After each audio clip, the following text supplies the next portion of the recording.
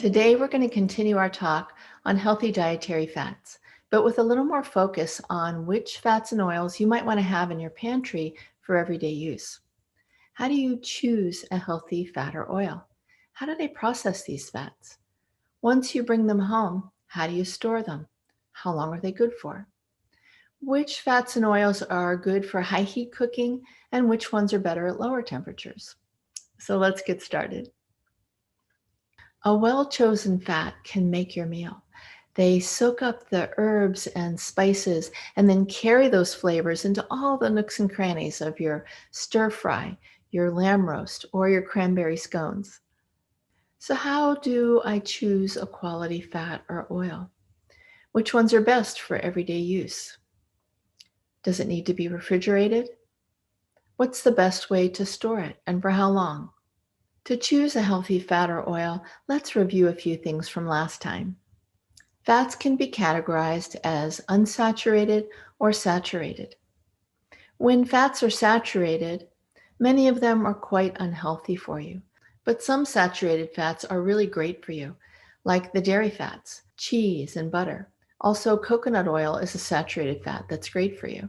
And unsaturated fats are broken down into these two categories: monounsaturated fats and polyunsaturated fats. Monounsaturated fats include oils like olive oil and avocado oil, and they're great for you.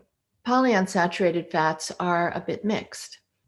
Some of those oils are great for you, like fish oil, chia seeds, and flax seeds, but other polyunsaturated fats are quite unhealthy, like corn oil, sunflower oil, safflower oil, soybean oil, and more.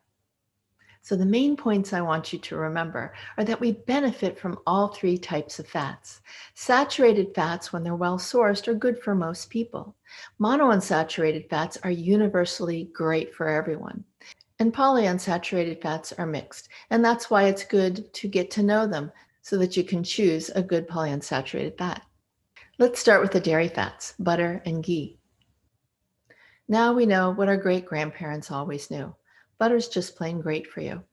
We got over that low-fat craze that went on for decades, and now butter is back. Most of the butter available is from cow dairy, and the best sources are going to be non-GMO, that's not genetically modified, grass-fed, pastured cows. The flavor, everybody knows what butter tastes like. It's buttery, it's rich, it's fatty tasting, it's delicious. And its composition is largely saturated fat, though there's a fair amount of monounsaturated fat in butter. Fortunately, butter requires minimal processing. It doesn't require chemicals. Cream is churned so that the fat molecules get shaken out of position and then they start to clump together. The fat molecules will separate from the liquid in the cream, making butter and buttermilk, something we've done for thousands of years. People often like to buy butter unsalted and then salted to taste, and this gives you some versatility if you want to use butter for cooking. Butter is not for high heat cooking, and I'm going to be giving you a chart that shows you all the different cooking temperatures in detail for different fats and oils, and you'll see butter is down here at the bottom. Butter, of course, it's great for baking. We use it for cookies and pies and pastries. Some people like to melt butter and pour it over their popcorn or dip their seafood in it. Butter's great for roasting poultry or vegetables. You can swirl butter into sauces and soups or use it to finish a dish like topping a steak or a potato. Let's talk about ghee. Ghee is clarified butter. It's butter minus the milk solids minus the water. That's ghee. Most of the ghee available today comes from cow and goat dairy, and the best sources again are going to be non-GMO, grass-fed, pastured, and organic. If you've never tried ghee, it's really special. It's kind of nutty and caramel tasting and very fragrant. And ghee can be used for very high heat cooking. I like to use it to fry Indian spices before making a curry. So you can pop your cumin seeds and black mustard seeds, put in a little bit of ginger and some garlic, and you've got a great base for Indian food. Ghee is largely saturated fat, but again, has quite a bit of monounsaturated fat in it. So how do they make ghee? They start with melting the butter and then the water evaporates. The milk solids float to the top and sink to the bottom, and then they skim and strain those off. And what's left is the pure fat.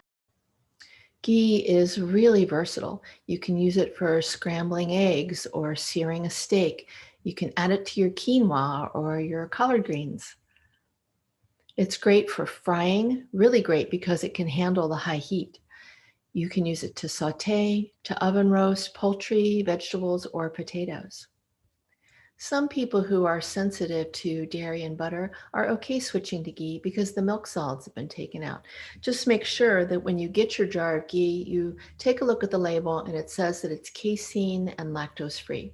And it may be that it's fine for you. Buying butter and ghee. Of course, as always, we want it to be organic and the animals have been grass fed and pastured. The deeper the yellow gold color, the more nutrient dense it is, and it's a sign that the animals have indeed been pastured. Make sure there are no added ingredients or preservatives. You want to buy your ghee in glass jars, and you want to buy butter wrapped in paper as opposed to those plastic tubs that it sometimes comes in. And read the ingredients. So if you're buying something like whipped butter, it may be butter, or it may be butter mixed with a lot of unhealthy polyunsaturated fats. So be sure to read the labels. As far as storing butter, butter will last in the fridge for 6 to 9 months.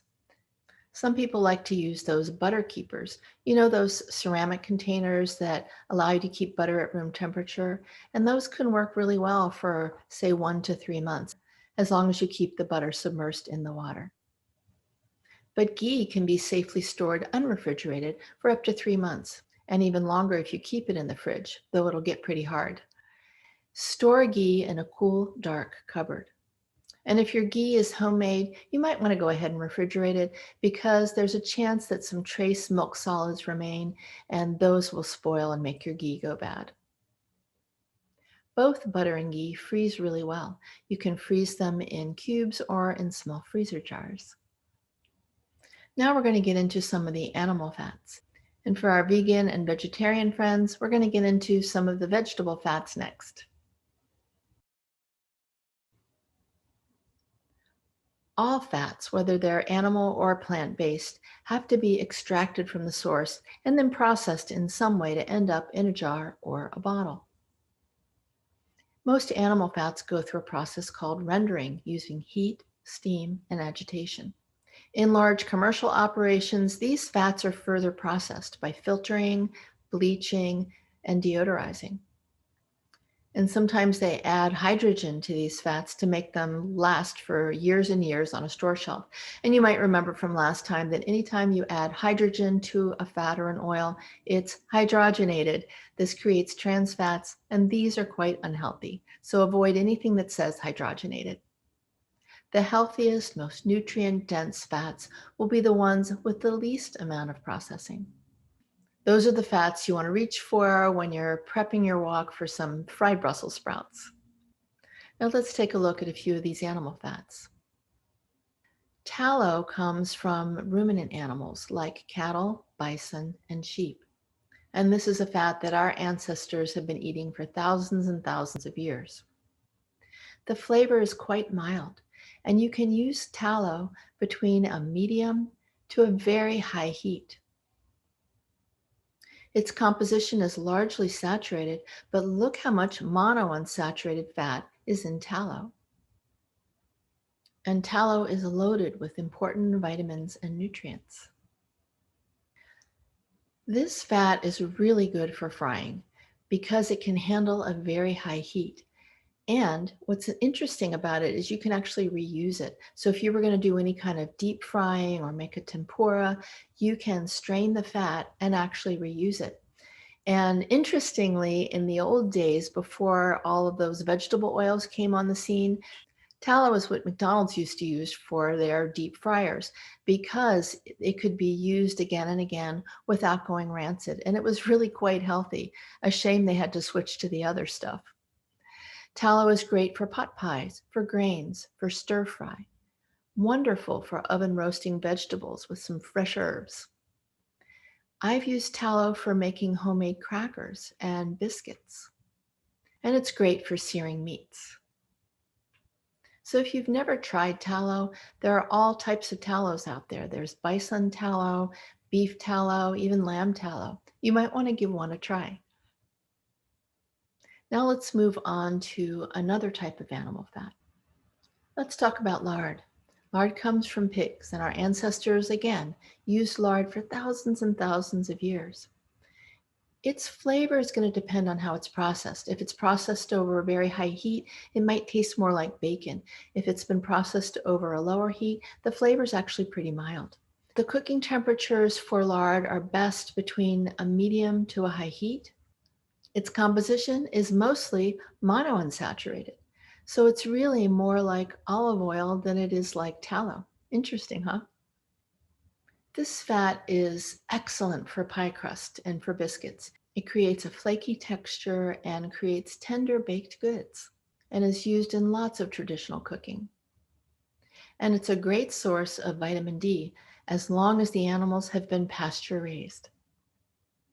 Do you know about leaf lard? While you can render any pork fat into lard, the fat found around the kidney produces this more refined fat called leaf lard. And if you've never tried leaf lard, it's amazing. It has a lighter flavor and texture and a really mild buttery flavor. And just like regular lard, you can use it over a medium to a high heat, and its composition is similar, mainly monounsaturated. Because leaf lard has a high moisture content and a very light, mild flavor, it's really prized by bakers and home chefs alike for making light, fluffy pie crusts and pastries. If you like to bake with animal fats and you've never tried it, I highly recommend it. Now let's move on to poultry fats, starting with goose fat. Goose fat is highly prized. It's rich, it's flavorful, and a little goes a long way. Goose fat has the ability to really bring out the best in a dish and make it really flavorful. There's two varieties of goose fat, brown and blonde. Brown goose fat is the fat that you get when you cook a goose. It's the fat that's left over and you can reuse that for cooking. Blonde goose fat has been rendered and strained and ends up looking like this picture here. You can use goose fat for moderate to very high heat cooking. So it's great for roasting at very high temperatures or even frying food. Its composition is largely monounsaturated fat, the heart healthy fat. Duck fat, another one of my favorite cooking fats, is slightly sweet and brings really exceptional flavor to grains, to legumes, stews, pretty much any vegetable. You can use this for medium to high heat cooking, and its composition, again, largely monounsaturated fat. I'm a big fan of duck fat. I like to use it for grains, for stir fry. I roast vegetables in it. I make crackers and biscuits with it.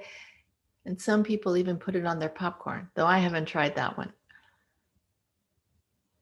Schmaltz. So schmaltz is the fat that comes from both chickens and geese. But in this case, I want to talk about chicken fat.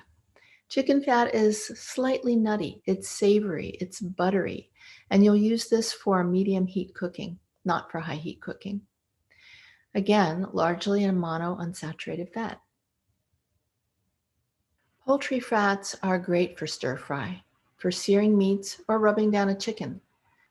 You can use them in legume and grain dishes, and they'll add a new savory dimension to roasting potatoes, to winter squash or root vegetables. Poultry fats, especially schmaltz, is used in traditional Jewish cooking.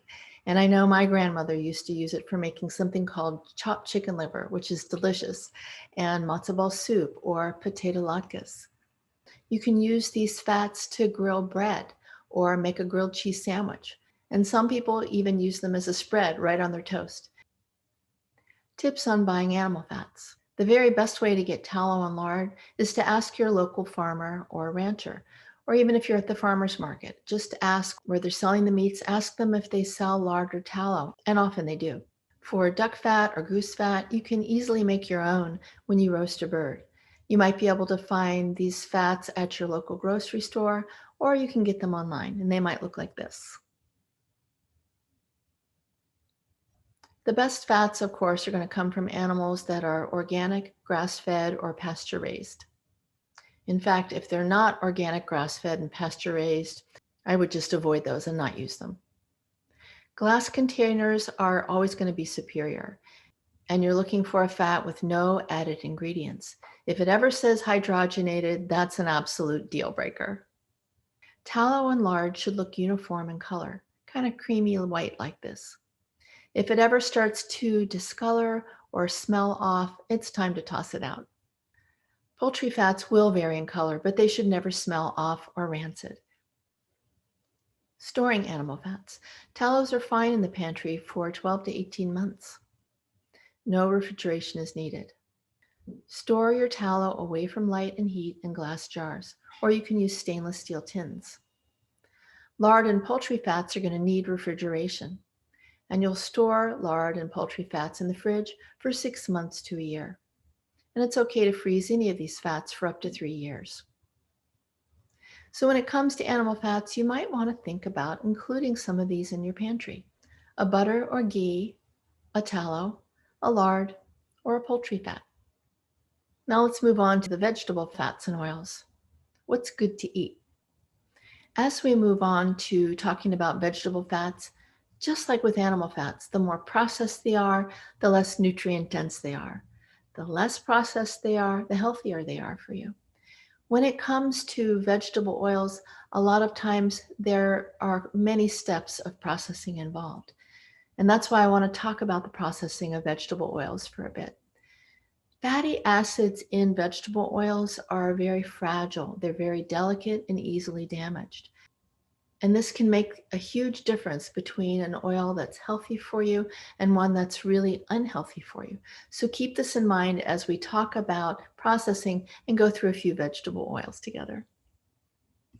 The first and the most common method for extracting oils from plants is through something called solvent extraction. The nuts and the seeds are ground into a paste, and then it's soaked in a solvent like hexane or a chloroform methanol combination to release the oil. Then the oils are heated and distilled to clear the solvents. After heating, oils can be subject to more processing: degumming, dewaxing, alkali refining, bleaching, hydrogenation, and deodorization. Heat is the enemy of oils, as it damages the delicate fatty acids and breaks down the molecules. And every step of processing a vegetable oil can further alter the fatty acid composition, make the oils go rancid, and create toxic byproducts. Processed vegetable oils typically come from genetically modified plants. They tend to be loaded with glyphosate, which is a very toxic pesticide. Sometimes residual solvents from the processing are found left over in the oils. These oils tend to be quite high in omega-6. They may have preservatives, contain food dyes, chemicals. They may have added trans fats, and all of these things can damage blood vessels and are linked to serious inflammation. So I want to give you a list of vegetable oils that are typically highly processed in this way. And I'll be sure to post this list and all of the charts in this lecture on our Facebook page, on our website, jingtaichi.com, and in our Heart Space group. Now, when it comes to this list of highly processed oils, I particularly need to call out a couple of oils. One of them is canola oil. Canola oil comes from rapeseed oil, and this oil is used as a pesticide and is regulated by the Environmental Protection Agency. Canola oil use has been linked with hypertension, high blood pressure, insulin resistance, inflammation, cognitive decline, obesity, and arthritis. And I particularly want to call out soybean oil. Soybean oil is a highly unstable oil, particularly when it's heated, yet it's found in lots and lots of packaged food and baked goods. Soybean oil has skyrocketed over the past 30 years. In fact, 60% of the vegetable oil consumed in the United States is soybean oil. It's very high in inflammatory omega-6 fatty acids. And in studies, soybean oil has been linked with autism, anxiety, obesity, diabetes, insulin resistance, inflammation, fatty liver, Alzheimer's, and depression. Look at these charts. These come to us from a 2011 American Journal of Nutrition paper looking at the consumption of different kinds of fats in the United States during the 20th century. Look at soybean oil. Look at how that's changed over the last few decades. The estimated consumption of soybean oil has increased over 1,000-fold from 1909 to 1999. And look at canola oil. Consuming these types of highly processed vegetable oils, this isn't normal. And yet they're found in lots and lots of foods today. And people just buy them and cook with them as well. I suggest saying no to canola oil and soybean oil and finding healthier alternatives. So let's leave those highly processed, chemical-laden, unhealthy oils behind and move on to the good stuff. There's a better way to process oils. Expeller pressing is a strictly mechanical process. It uses a giant rotating corkscrew to press the oil out of the seeds. And if you want, you can go to YouTube and do a search and you can see what expeller pressing looks like. The seeds are simply crushed and the oils are released. Some heat is generated, but there's no heat added. So this is a much healthier alternative. And if you see this on a bottle of oil that you want to buy, this may be a good choice. But there's an even better method, and that's cold pressing. Cold pressing is the same as expeller pressing, but the heat is kept to below 80.6 degrees Fahrenheit or 27 degrees Celsius. You might even see a newer generation of cold pressed oils coming out called iced pressed, where they keep the temperature even colder. And the producers of these oils say that the oils are even healthier with more nutrients and a brighter taste. So if you see some ice pressed oils out there, maybe give them a try if you can afford them. Cold pressing represents the highest quality method for nut and seed oil extraction, because this is going to protect the delicate fatty acids without any of the consequences of the high heat extractions or the solvents. So this is your best bet. Cold pressed oils have a rich flavor, a good bouquet. They're dark in color, but know that they don't last very long. These are all signs of a good nutrient dense oil. When an oil lasts for years, you have to wonder about it. So here's the list of oils that you can often buy cold pressed. And of course, as always, try to get them non-genetically modified and organic.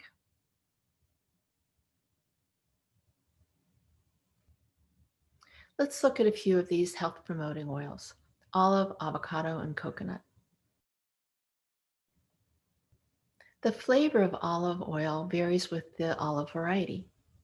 It can taste of fresh vegetables, nuts, grasses. It can be slightly spicy or even a little bitter. The color of olive oil can range from pale yellow to gold to bright green, and you can use it for medium to high heat cooking. As you probably already know, olive oil has lots and lots of monounsaturated fat. And you can use it for pretty much everything. Roasted vegetables, searing meats. It's great in a stir fry. You can make great pie crust with olive oil.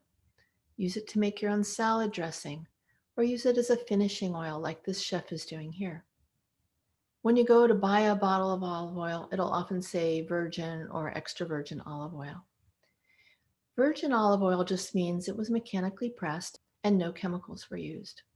Virgin simply means it has a low acid level. The lower the acid, the better the oil. So extra virgin oils represent the highest quality oil, and that will have the lowest amount of acidity, no more than 0.8%, often as low as 0.3 to 0.5%. In our last talk, I mentioned that olive oil is super profitable and that fake olive oil is an issue. There's so much money in olive oil. Profit margins are often as high as 2,000%. And believe it or not, organized crime has gotten involved in the olive oil trade. Also, sometimes the olive oil sold is very poor quality. It can be rancid, poorly manufactured, or even blended with cheap, unhealthy vegetable oil. There are some trusted trade associations that have stepped up and are now certifying producers of olive oil: the California Olive Council, the Australian Olive Oil Association, the North America Olive Oil Association, and the International Olive Oil Council. So you can look for one of these labels or their seal of approval when you're buying a bottle of olive oil. Always look for organic, non-genetically modified, cold-pressed, virgin, or extra virgin olive oil. Look for those words on your bottle. You want to buy in dark glass bottles. Usually it's a dark green. Stainless steel tins are also fine. Look for a bottle that has a harvest date on it. If it has a harvest date on it, that's usually a sign of a good oil. And then you'll want to use it within 2 years of that harvest date, or it might have a use by date on it. And then look at the country of origin. A lot of these Mediterranean countries are great producers of olive oil. Look for a bottle that comes from Spain, Greece, Italy, Tunisia, Portugal, Morocco, France, Egypt, and even Australia and the United States coming out of California. These are often great producers of a good quality olive oil. Now, you probably already use and love olive oil. If not, you might want to give it a try. Most people can use this oil liberally in their diet. Now let's talk about avocado oil. The flavor is going to vary with the avocado variety. You can use this for medium to high heat cooking. And avocado oil, just like olive oil, is very high in monounsaturated fat. Use it in the same way you use olive oil. Maybe you'd like to make a homemade mayonnaise, or drizzle a little over your fish before baking. Make a dressing for salads, or top off your soup or guacamole with a little drizzle of avocado oil. Now, just like with olive oil, there are some imposters out there. In fact, a 2020 study out of the University of California, Davis revealed startling evidence of adulterated avocado oil. Of the 22 oils tested, 82% were found to be rancid. 6 were mixed with other oils, and 3 were almost 100% soybean oil. They didn't even have avocado oil in them at all. And this was kind of shocking. Unfortunately, the avocado oil industry really needs some regulation and just doesn't have any right now. But don't get discouraged. There are good ways to find a good bottle of avocado oil. Really, if you just Google high quality avocado oil, you'll end up at some high-end mills that speak about their oils with a great deal of pride.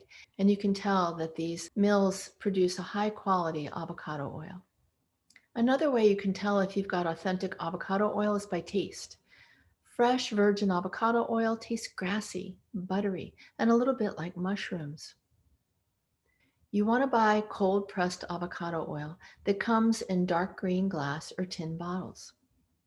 Choose an oil that's closest to the harvest or production date if that's listed on the bottle. The fresher the better. Avocado oil should be green in color. And if it's rancid, it's going to smell stale, sort of like Play-Doh. So if it's clear in color or it smells off, toss it out or take it back. Now let's talk about coconut oil. The flavor of your coconut oil depends on how much it's been filtered. Virgin coconut oil, which is less filtered, tastes strongly of coconut, and so it's great for curry or seafood. If it says triple filtered, then it's been filtered enough that it won't have a strong coconut taste. Virgin coconut oil is good for high heat cooking, but if it's been refined, you can use it for very high heat cooking. Coconut oil is a versatile cooking oil. It's great for baked goods, for oven roasting vegetables or meats. I use it in granola, and my husband likes it for popcorn because it can get to a nice high heat. And it's a great moisturizer. You can put it right on your skin. Coconut oil has natural antibacterial, antiviral, and antibiotic properties, so it's a great oil for protecting your health. And because of its particular molecular structure, your body can use coconut oil more efficiently and more rapidly than other fats for giving you lots of energy. And that's one reason some people like to put it in their breakfast smoothies. Buy your coconut oil in glass jars, certified organic, From what I've read, it doesn't seem to matter whether coconut oil is cold pressed or not because it's not damaged by high heat. If your coconut oil says extra virgin or virgin, apparently these are unregulated terms that don't really mean as much in the coconut oil trade. So if it says either one of those, both are fine. Words you can look for might be traditionally made, wet milled, made in small batches, or tested for glyphosate. Light, heat, and air can damage oils and make them go rancid quickly. But you don't need to store avocado and olive oil in the fridge. It's fine to keep them in a cool, dark cupboard for about 6 months. But coconut oil can stay out longer. Store all other open vegetable oils in the refrigerator with the tops on tight.